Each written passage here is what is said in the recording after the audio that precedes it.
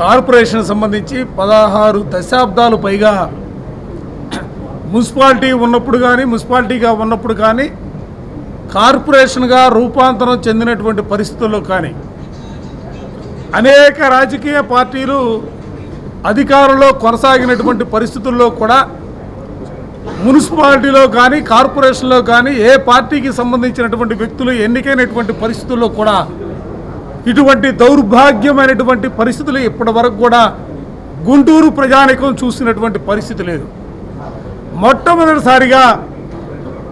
ఎన్నికైనటువంటి కౌన్సిల్ని అవమానపరిచే రీతిలో కౌన్సిల్ని అవమానపరచడం అంటే 10 లక్షల మంది జనాభా గల గుంటూరు ప్రజలందరినీ కూడా అవమానించినట్లుగానే వైఎస్ఆర్ కాంగ్రెస్ పార్టీ భావిస్తూ ఉంది.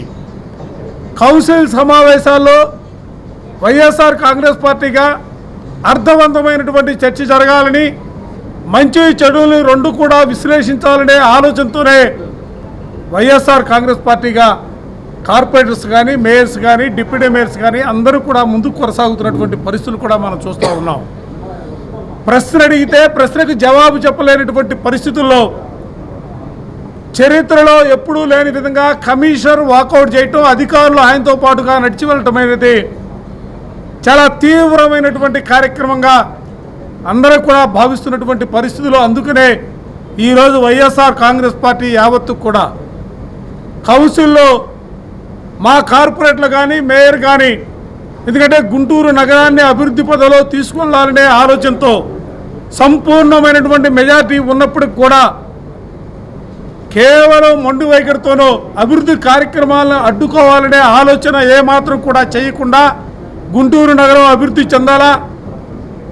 అవసరమైతే వాళ్ళు చేసినటువంటి ప్రతి ప్రతిపాదనలు కూడా అడ్డుకోగలిగినటువంటి శక్తి ఉంది సంఖ్యాపరంగా. కానీ ఎక్కడా కూడా ఆలోచన చేయకుండా గుంటూరు నగరం అభివృద్ధి చెందాలనే ఆలోచనతో వాళ్ళ ముందుకు సాగుతున్నటువంటి పరిస్థితుల్లో కమిషనర్ గారు బయటకు కనబడతా ఉన్నాడు. కమిషన్ వెనకాలే వాళ్ళ అధికార పార్టీకి సంబంధించినటువంటి అనేక మంది నాయకులు కుట్ర చేసి కౌన్సిల్ని అబాసుపాలు చేయాలనే ఆలోచనతో వాళ్ళు చేస్తున్నటువంటి ప్రయత్నాల్ని తిప్పికొట్టే ప్రక్రియలో ఇవాళ కార్పొరేటర్స్తో